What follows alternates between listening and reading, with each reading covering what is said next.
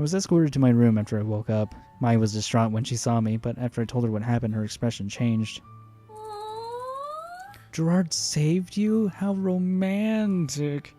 Mai. I was on my phone searching the internet for some kind of movie to watch when it went off in my head. Oh. Mr. McPawson said you went back to your room. Feeling okay? It was Jirard. Warmth bloomed in my chest. Yeah, don't worry. No, he wouldn't believe me. I'm still a bit shaken. No, that would make him worried. I should just tell him the truth. I'm fine, just need rest. Yeah. I smiled and sent the message. As I watched, the typing symbol appeared on the bottom of the screen. And then it disappeared. No, wait, there it was again. Or not. Oh, he's trying to just like her. It's so adorable. I watched it appear and disappear, a smile on my face. Finally, he responded. Cool. Wait. I giggled and resumed my internet browsing. Jirard was just too cute. The walk to class the next day was punctuated with whispers and pointing fingers. Somehow word about me being attacked in the city got out. Fancy that? Freaking Mai. As I carefully left the stairwell, conscious of not injuring myself any further, a small, warm something collided with me. Oh. Hana, oh my god, are you okay? Oh my god. What? Yes, I'm fine. I heard you got attacked by ninjas in the city. Oh my gosh, tell me everything. What? Mimi looked at me with wide eyes. All the appearance of concern and compassion. Mai put a hand on her hip. What are you doing, Mimi? What are you talking about? I'm just concerned for my friend Hana here. Oh my god. She slung an arm around my shoulder, rubbing my back like I was a baby who needed to spit up. What? My poor girl. You must have been so scared. No. No, not really. No, but the ninjas! There were no ninjas. No? But still. As she tried to argue further, Ian walked past. Oh no, Mimi drew me tighter against her. Wow, I'm so glad you're okay, Hana. Ian stopped in his tracks and turned to us. Beside me, Mimi shook slightly. She was scrunching up her face like she was trying to hide a grin. Hana. Uh-oh. Is she trying to start shit? Are you trying to start shit? Oh no, are you okay? Yeah, I'm fine. It wasn't a big deal. That's good. I would have been upset too to lose my biggest competition. Take care of yourself, alright? Yeah. I will. He nodded at me, smiling, and the small gesture almost felt like a hug. But then he turned to Mimi. You. Uh-oh. Me? You're probably the most two-faced person I've ever met. I've met a lot of the kind. I normally wouldn't say anything, but profiting off of someone who hurt themselves, only complete monsters would do that. Wow, this is oddly fitting for him. If you don't think people can see through this, you're wrong. You're not helping yourself, and you're gonna have a bad time. Oh my god, that was a big thunderbolt. Thunderbolt! You don't know that. No, I guess I don't. He left, a sputtering Mimi in his wake. She yanked her arm from me with a grunt, jostling me to my jaw is starting to hurt. Stupid. Stop doing stuff like this to make the guys like you. It's pathetic. Pardon? What a bitch. She slammed the door to the classroom, not even looking back. God, I always knew that girl was the worst. What is her problem? I mean, I used to be friends with her. It took me a while to see past her fake kindness. She didn't know anybody else and used me to get into volleyball games for free. She had a crush on the choke. The choke? What the fuck is wrong with me? On the coach. Ew. Yeah, older men aren't that bad, but our coach? This is so stupid. Anyways, just forget about her. She's not worth it. Thanks, Mai. We stepped into the classroom, avoiding Mimi's eyes as we did, but... Hana! Oh my god, Hana, are you okay? It was going to be a long day.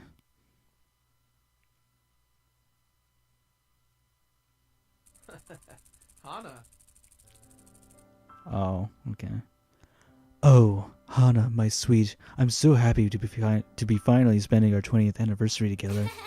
Jirard, I can't believe you brought us back to the place we met. Technically, you didn't meet there. It only made sense. After all, we had to complete the circle. Oh, no. But still, 25 years? How did it come to that? You don't look a day older, dear. And it's a good thing, too. Jirard grabbed my waist and pulled me into his lap, giggling all the while.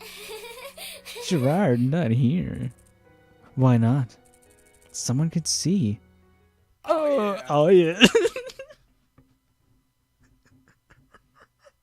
Yes. And why would that be a problem?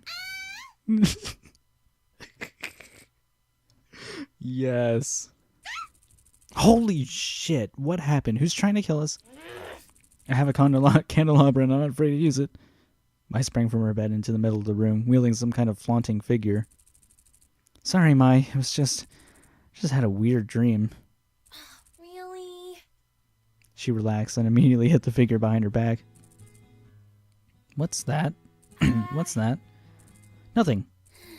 Mai. Oh, would you look at that? Mai pointed to the wall above my desk, on which there was only a calendar, and tried to toss the figure onto her bed. Instead, it clattered against the bedside and fell to the floor. What? Mai, is that my Chibi Upa figure? I glanced at the corner of my desk, and sure enough, Chibi Upa was missing. I guess it is. Fancy that.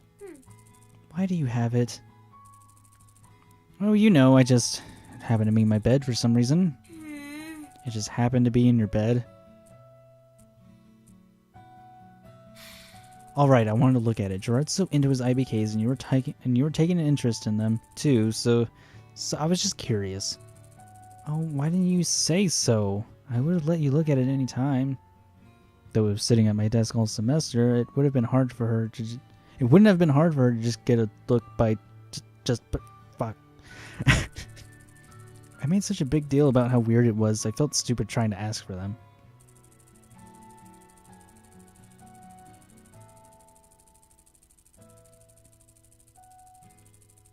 Oh no, oh no, oh no, it's glitching. He swept in like a knight in shining armor, but why does Jirard know that guy at all? He said they knew each other when they were younger, but why on earth is he familiar with criminals? His family doesn't work with the mob, right? Right? Is Jirard a secret mobster? Anyways, now you have it back, and we're not under attack. I'm going back to bed. Good night. Mike climbed hastily into her bed, no doubt embarrassed as I discovered her secret.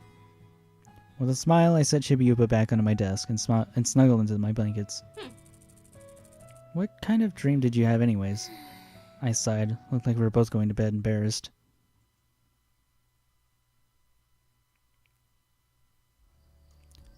My leg felt much better the next morning, which was a good thing because all morning I was paranoid I would see Jirard. It's still raining? Jesus Christ. I spent the walk to class ducking behind corners and jumping behind strangers. After the dream that I had, I didn't know how I could face him. I watched the clock tick away the hours with increasing anxiety. Every time I looked up and saw it was a new hour, my throat tightened. But of course the time for my doom came. Lunch. Don't even worry about it, you'll be fine. Mai patted me on the back in her way, but I shook my head. As soon as we entered the cafeteria, I searched the normal boots table for Jirard, but he wasn't there. I glanced at the lunch line, out the door behind us, the spaces in between. Nothing. Where is he? Mai shrugged. You got what you wished for. Oh no, he's dead. I bit the inside of my lip and headed into the lunch line. Did he ever exist at all? As was usually the case, Asagao served a mixture of foods from all across the world. With so many international students attending, it only made sense for them to do something like that. With our French and Thai food on our plates, we headed for the table. When we sat, I again searched the cafeteria. Nothing. Looking for something? I jumped. Satch, sitting next to me, was grinning devilishly at me.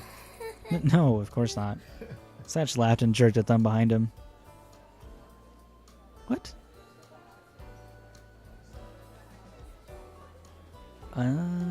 Okay. Jirard was at a table in the back of the room, a more private table surrounded by plants.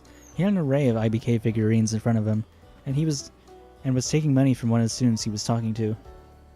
The student pocketed the Max Skellington figure, and Jirard shook his hand. He's selling his figurines? Only his extras. Really? Why? They're so important to him. I thought he kept all his extras. That's why he kept them, so he could get a profit off of them. And so he could, make sure he has his army and whatnot. But he's also doing it for you, Hana. Satch shrugged. That I don't know. Maybe he got tired of all the clutter? Jirard was now trying to pitch a kitty with lightning yellow hair and a giant-ass sword to his scared-looking first year. I turned my back to my plate, trying to ignore my disappointment. Oh my god, Hana, you're so clueless. After all, I didn't want to see him today. It was far too embarrassing. Nope, not at all. Lunch period passed by much more slowly without Jirard. It wasn't that the conversation didn't interest me, it was just that the spark of the whole thing was gone. Without Jirard's cheeriness and inclusive tendencies, the conversations veered toward games I had never seen or heard of. I pushed around my food, bored out of my mind. Finally, it was time to head back to class. With a grateful sigh, I got out of my seat and headed for the trash bin. Hana! Oh no. Jirard, hi! Fancy seeing you here. In the cafeteria at lunch. Yeah, I'm glad I caught you. Since I didn't get to eat lunch with you today, I wanted to know whether you'd be interested in making up for it this weekend. Have lunch with you? This weekend? Yeah! Jirard was blushing slightly, a small smile on his lips. Was this a date? This was a date! Jirard was asking me on a date. You up for it? Yeah. With you? Definitely. Awesome! That's great. In that case, I'll see you around noon on Saturday. Right? Can't wait. As I beamed like a buffoon, I made eye contact with Mai. She slowly shook her head at me. Called it. Totally called it. Oh, shush. A real date with Jirard? I was more than ready for that. Saturday morning took its slow time coming, but when it finally did, I was ready. Mai was by my side, the one-woman equivalent of a team of stylists.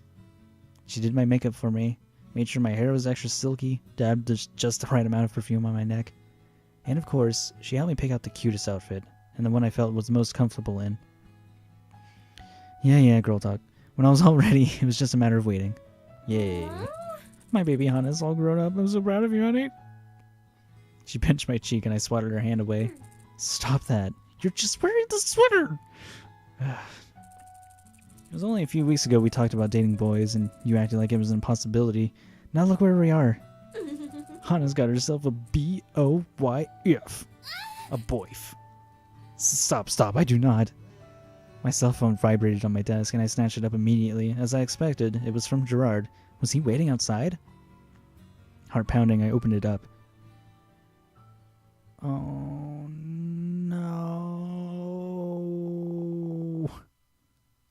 Hana, I can't make it today. So sad face. Oh.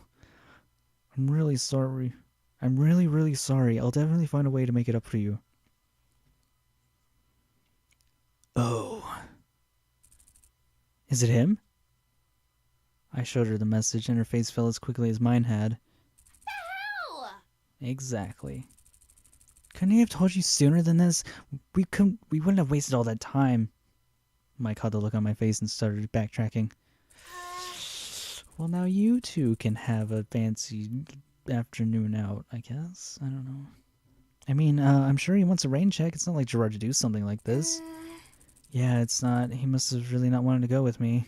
Jeez, that's not how to look at it, you idiot. That's not what I meant, Hana.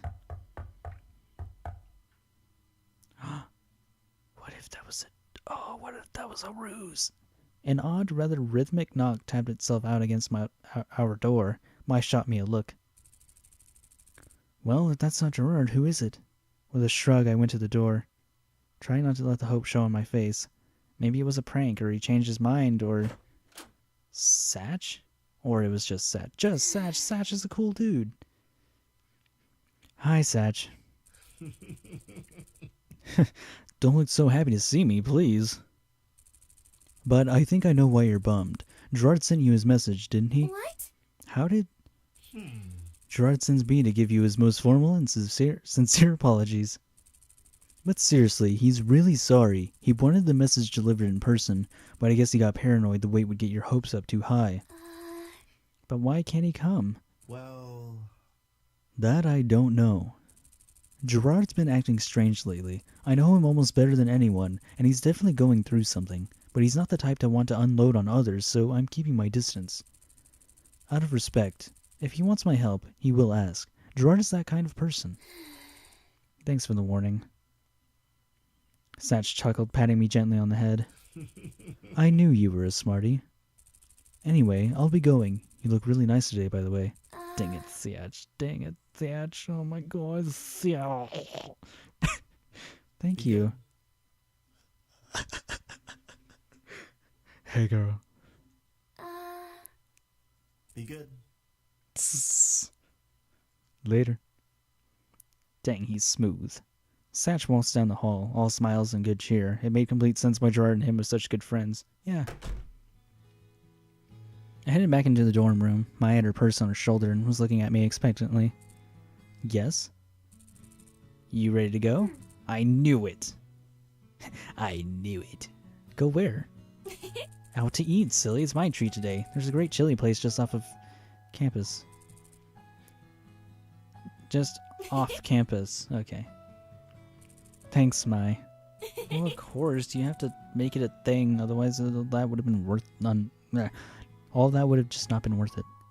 What are you thanking me for? I'm just hungry. Come on. I'll starve to death the way you're dawdling. Once again, I found myself thinking, I was so lucky to have Mai.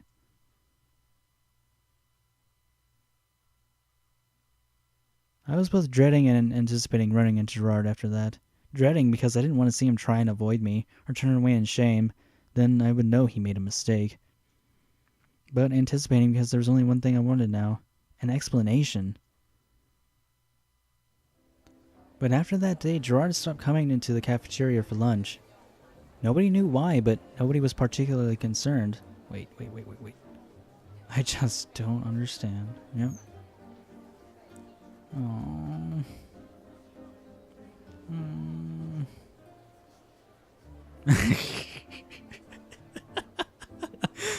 Oh my god, she just reminds me so much of a friend of mine. What kind of dream was that? Why am I having racy, R-rated, sexy dreams about Jirard? Oh my god, help me.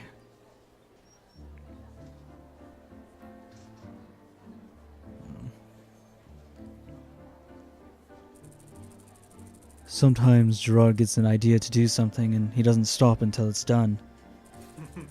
How do you think he became such a legendary completionist? It was fine for them, but I wasn't satisfied. Not at all. Aw, Shane was actually trying to be nice. It was that dissatisfaction that led me to standing in front of Jirard's door like a creepy weirdo. What are you doing? Hand switches into my skirt. I'm just checking on him, just to be sure. I raised a trembling hand to the door and knocked. In the past, every time I knocked on Jirard's door, it flew open within seconds. Jirard's smiling face behind it. This time it didn't open. Jirard. I knocked again. Was he really not there? Where else would he be? But this time I heard a rustling behind his door. Hana! Hana, is that you? Yeah. What's up? What's up? Are you okay? Can I come in? The latch turned and the door slowly creaked open about 1.5 inches. I know what he's doing. I know what he's doing. Oh, I know what he's doing. Jirard peeked through the crack, apparently trying to block as much of the room inside as he possibly could. I would love for you to, Hana. I really would, but I'm, busy. Busy? Is that why you haven't been around lately? I've been worried about you. Yes? He glanced into his room, then pulled the door a bit closer to him. I've just got this this huge school project due. Like, so huge, like you don't even know how huge, but it's like, it's crazy, man. I nodded slowly. Yeah, crazy.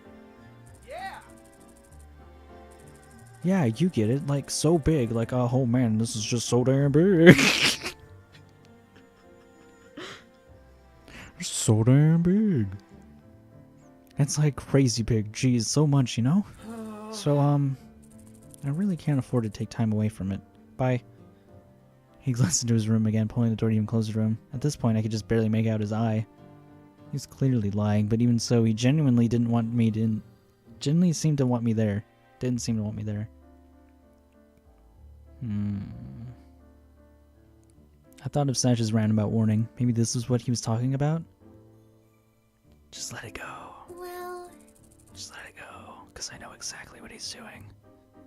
Okay, I'll let you get back to it then. If I was her, though, it'd be like, is there like someone else in there? Because Hana's, you know, very weird like that. But I know what you got, Jirard. I know what you're doing. I know what you're doing. Keep doing what you're doing. I'll let you get back to it then. You're the best. Really? Sweet. Thank you, Hana. I knew you'd understand. I smiled half-heartedly. see you later. Good luck.